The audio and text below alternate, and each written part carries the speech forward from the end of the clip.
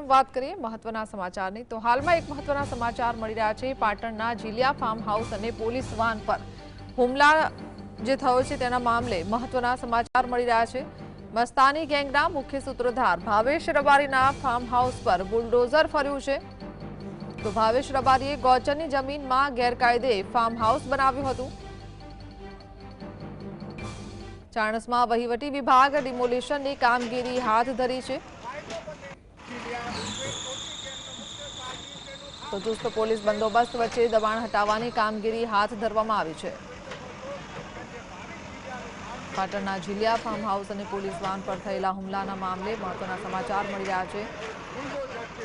मस्तानी Gangnam मुख्य सूत्रधार Bhavesh रबारीना farm house पर बुलडोजर फर्युं छे।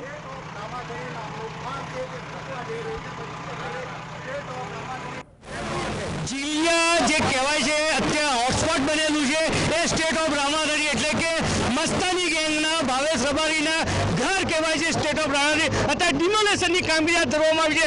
बे बुलडोजर बोलाववामां आवे दादा रह्યું છે बुलडोजर ફર્યું એમણે કોઈ કેટલાક દ્રશ્યો બતાવે આ જે સ્ટેટ ઓફ રામાધરી છે એ સ્ટેટ ઓફ રામાધરીને અત્યારે હાલ બે બુલડોઝર લાગ્યા છે અને એને વિધ્વંસ કરવાની કામગીરી ચાલી રહી છે।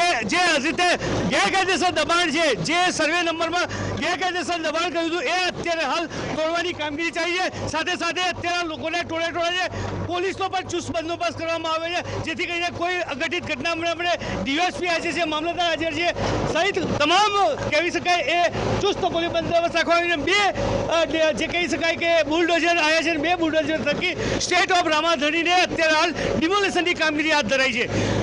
અલ્કેશ પંડ્યા, GSTV, પાટણ।